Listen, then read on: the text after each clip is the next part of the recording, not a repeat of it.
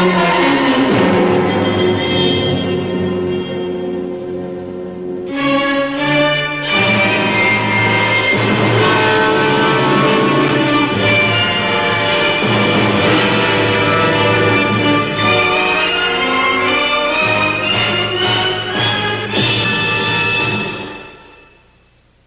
are the hidden kelp forests of the underwater world. But above this marine jungle, there is today a giant oil operation of the Cordillera Mining Company. Derricks, pumps, and cranes take an untold fortune out of the land beneath the sea. Excess gases are piped to the surface and burned. Helicopters shuttle back and forth between the Cordillera operations. Men and machines together have transformed what was once a quiet shoreline into a vast industrial area.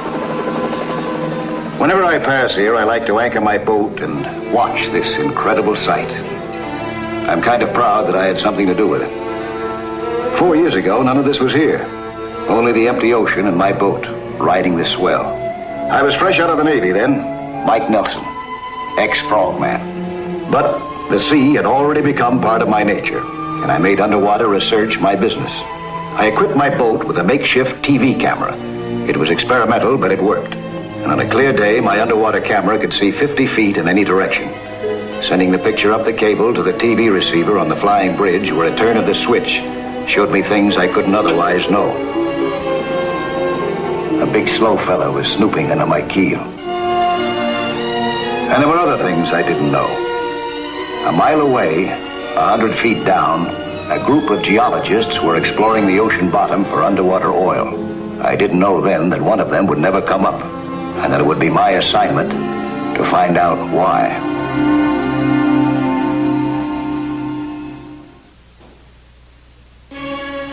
At 8:30 a.m., the heavy fog lifted.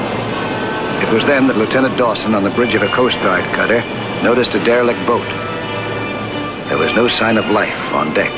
Her name is Geronimo. There's still nobody at the wheel. Oh, she must have drifted a half a mile since we first sighted her. Her anchor's dragging. We better take a look at her. Let's pull alongside.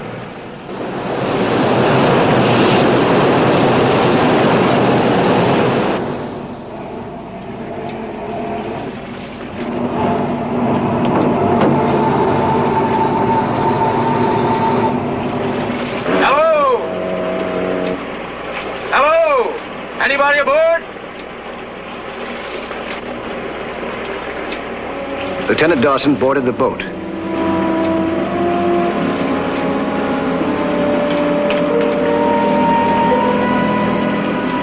anybody down there?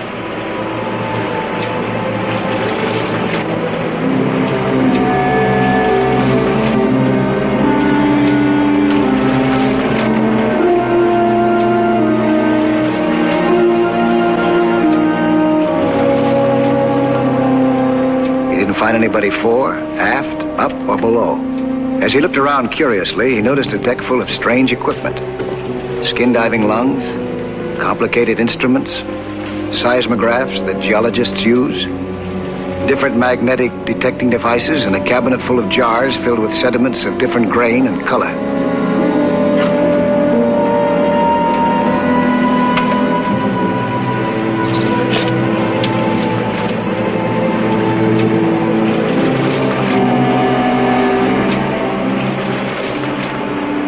To the Cordillera Mining Company.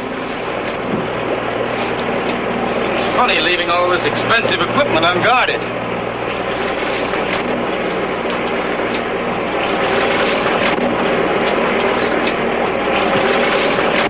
All right, let's tow her in.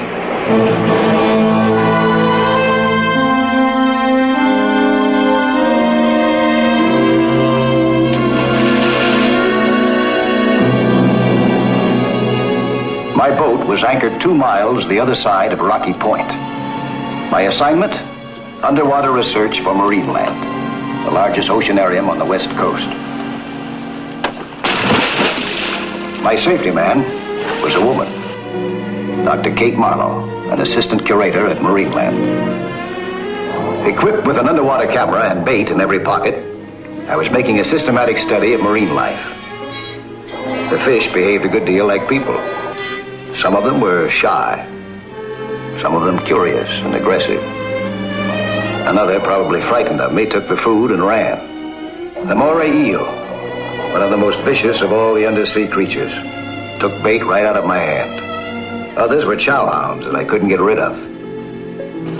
Suddenly, Kate noticed a manta ray break the surface of the water.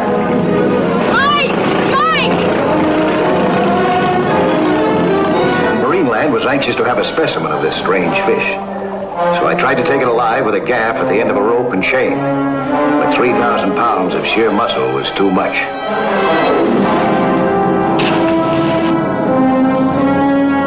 Neither I nor the rope could match the strength of the fish. When Kate got down, there was nothing left to show her but the end of the broken rope.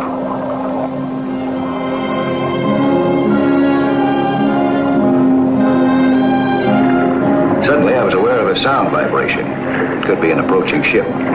Curious, I started toward the surface.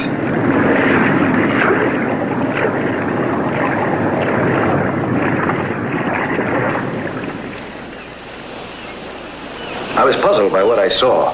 A Coast Guard cutter had an unmanned boat in tow and was approaching as though to hail me. Hello, Mike. Hi, Lieutenant. Looks like you caught something pretty big there. You know anything about her? I found her abandoned the other side of the point.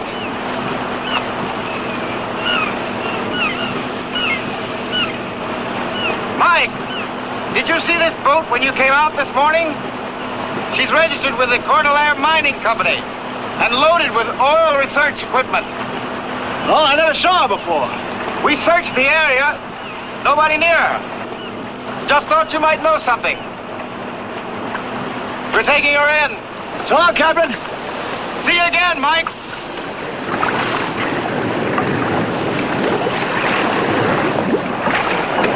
What's the matter? That boat doesn't make sense. Why do you think that crew abandoned her? Hasn't been a storm in over a week. She looks shipshape. It was a mystery to me. A few miles away, the one man who could have supplied the answer to this mystery was swimming into shore from deep water. He seemed to know every shoal, every rock, every grotto.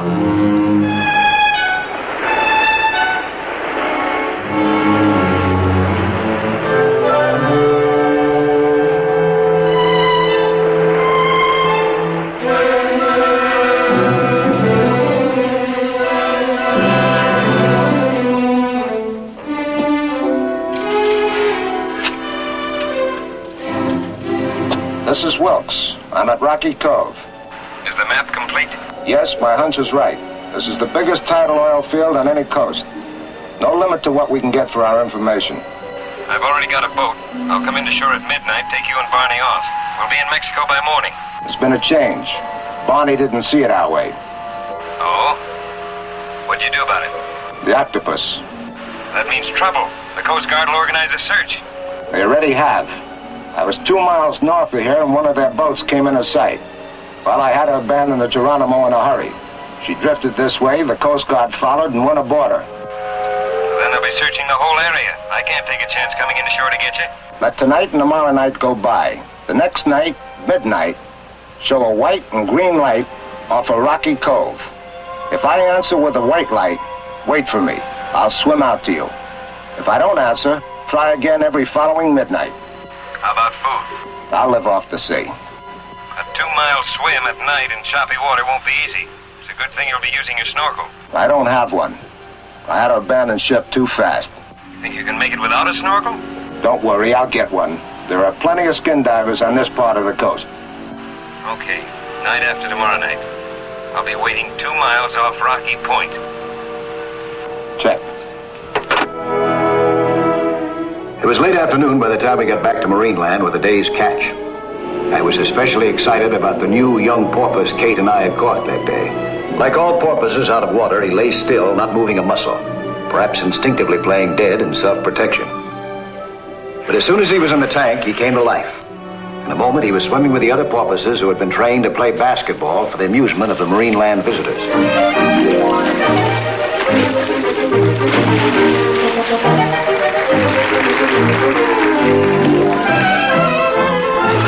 I could have spent the day watching the game. Any day but today. Mike, there are two men from the Cordillera Mining Company waiting to see you in the lab. Cordillera Mining?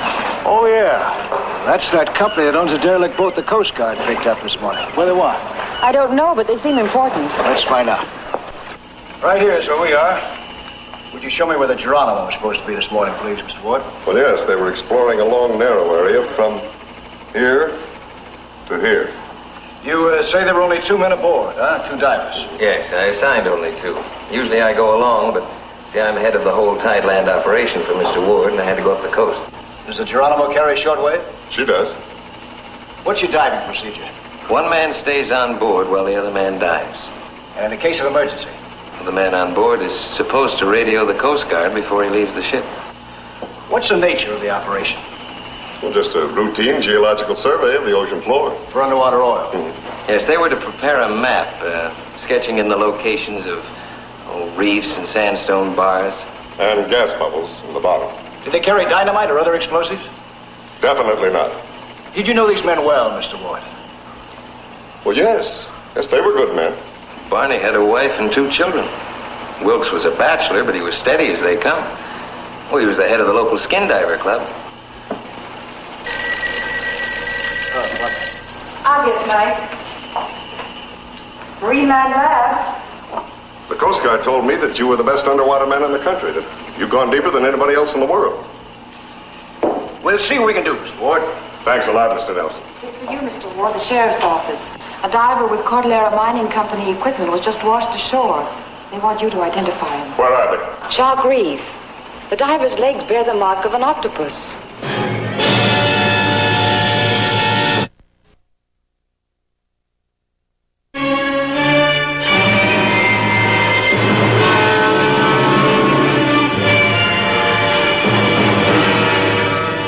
Within 20 minutes of the call telling us of the discovery of a dead skin diver, we reached a lonely stretch of beach north of Shark Reef. It's one of our men, all right. It's Barney. There were two divers. This is the only one washed up, sir. What's this about an octopus? It was an octopus, all right. You can see for yourself. There's the marks of the tentacles. That arm must have been a good 4 feet long. Well, that solves our mystery. Hey, sure looks like the marks of an octopus, all right. But an octopus never attacks. What do you mean? Yeah, I know it's got a pretty bad reputation, but, at least in my experience, it's just not aggressive. You ever tangle with one? No, they've never bothered me.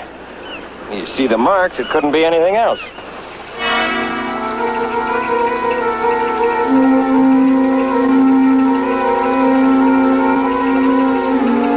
Mike, here's another man who agrees with you. And I checked with the Institute, same opinion.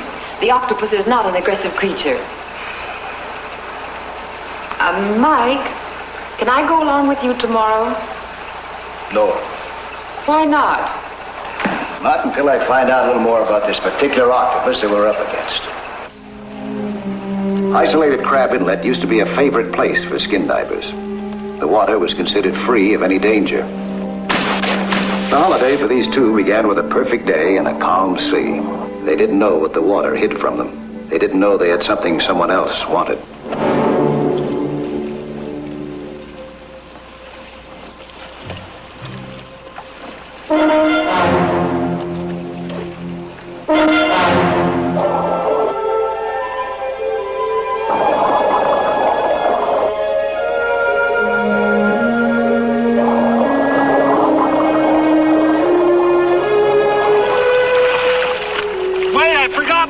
I'll be right back.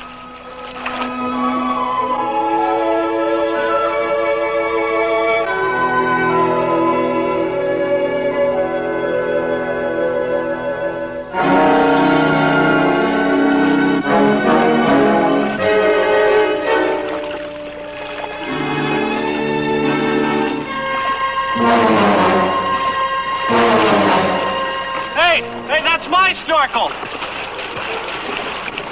Hey, Mr. Wilkes, don't you recognize me? From the Skin Divers Club.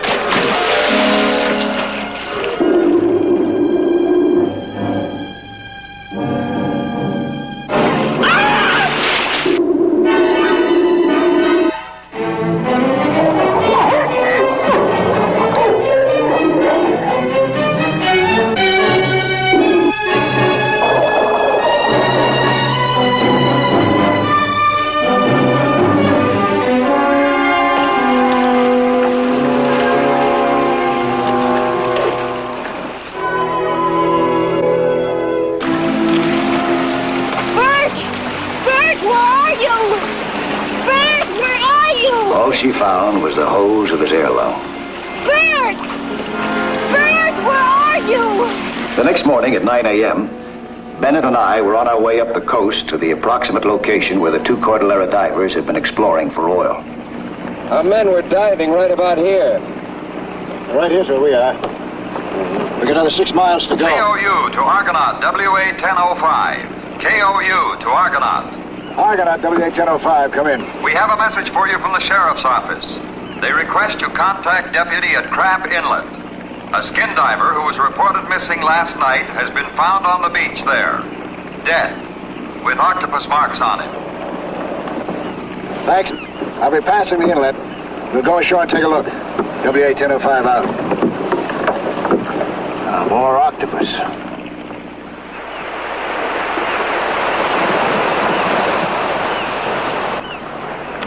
He was dragged under yesterday. The current carried him in a half hour ago. Same as on your skin diver, Bennett. She was with him.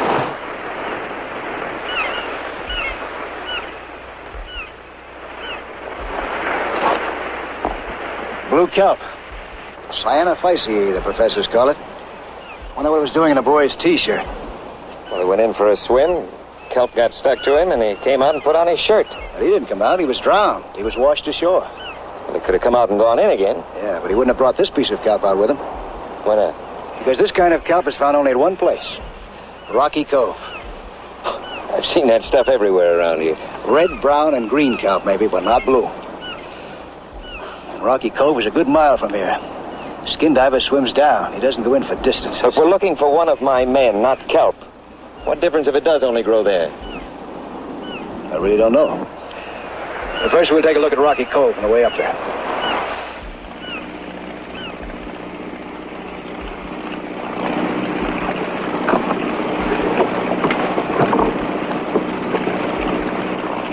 Bladder kelp, angelfish, there's mealgrass, red snapper, bladder kelp. That blue kelp ought to be around here someplace.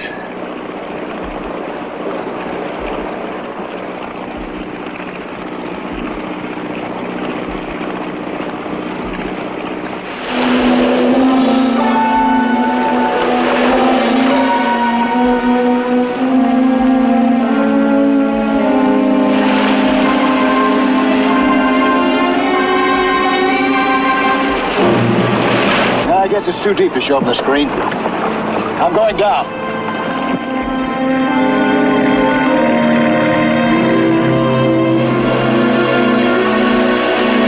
I gotta put my wetsuit on. It's pretty cold out there. Wait a minute.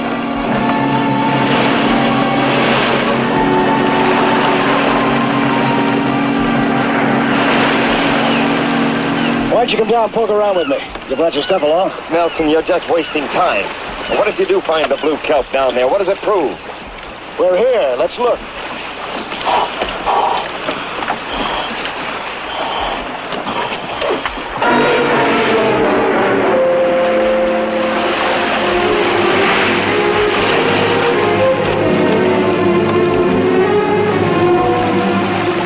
Not knowing what to expect, I had my spear gun ready. But at 30 feet below, the blue water seemed to hold no threat. While I looked for the bed of blue kelp, the eyes of another followed every move I made. I tried not to lose my way in this ever-changing seascape where current and tide played an endless game of hide and seek by shifting underwater marks.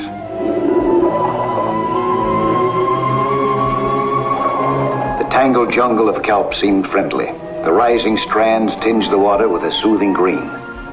But time was wasting, and I lit a flare to help my search. Then I saw it, the blue kelp. I knew I had my bearings and felt safely at home again. I dropped the flare to mark the spot and started up to get Bennett.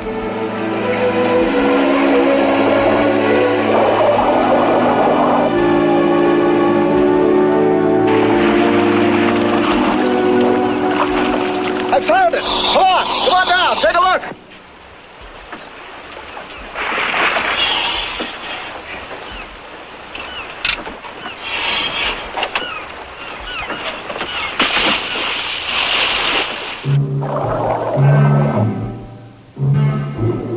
yet seemed to be at home in these waters. He swam down with powerful strokes, spear gun in hand, following me, while that other one, unknown to me, followed us.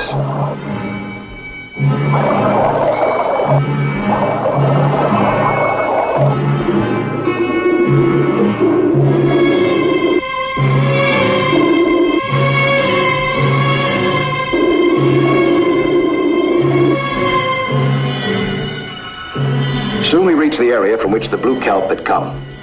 What connection it had with the dead boy ashore, I didn't know. But somehow there had to be a connection. There had to be a meaning.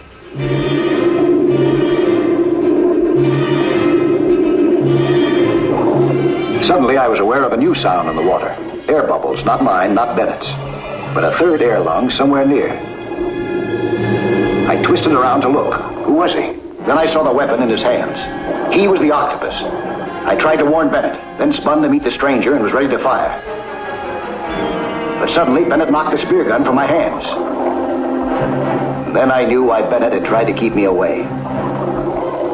There was no way out, except what I'd learned from the sea. Obscure the water like the giant squid. The magnesium flare. Blind him.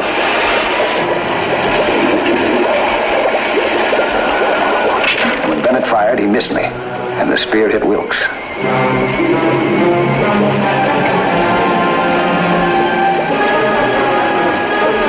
Now, with the odds even, I had a chance to handle Bennett.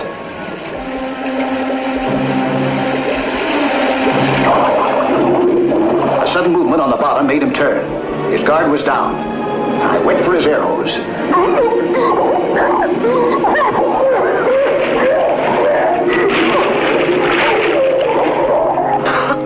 KOU to Argonaut. Hello, Argonaut. This is Lieutenant Taylor. Come in, Mike. I need assistance, Lieutenant. 50 yards off Rocky Cove. The Geronimo mystery is now solved. We're on our way. Bennett had been turned over to the sheriff. The law was satisfied, but I was not. I conducted a few experiments on myself with an octopus in the Marine Land tank.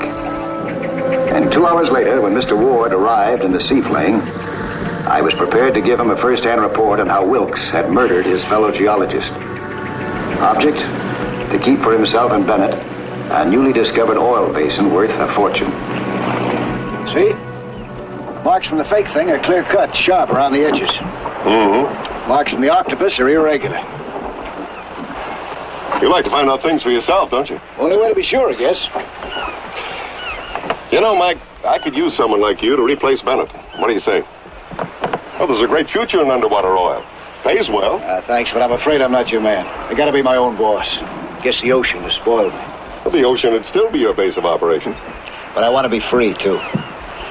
Free to, well, be able to say yes if someone should phone me and say, Mike, I've got hold of a map to a sunken ship that's supposed to be laden with gold, or we've got evidence of a lost civilization off the coast of Africa, or there's a derelict boat we just picked up off Rocky Cove. Understand? Yeah, I guess I do.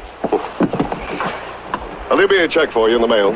Oh, but if you should change your mind, you can always reach me. KOU to Argonaut WA-1005. KOU to Argonaut. Argonaut WA-1005, come in. That you, Mike? This is Mike Nelson. This is Smitty. Are you free? I'm free. So long, Mike. Bye, Mr. Ward. Can you come out to the Harbor Lighthouse? I'll be right there.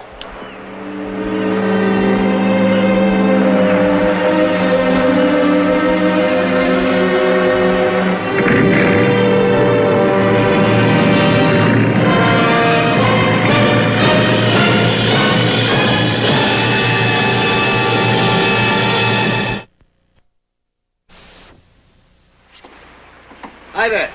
I'm Lloyd Bridges. Skin diving is certainly a lot of fun, and it's full of adventure. See some more of it again next week, huh?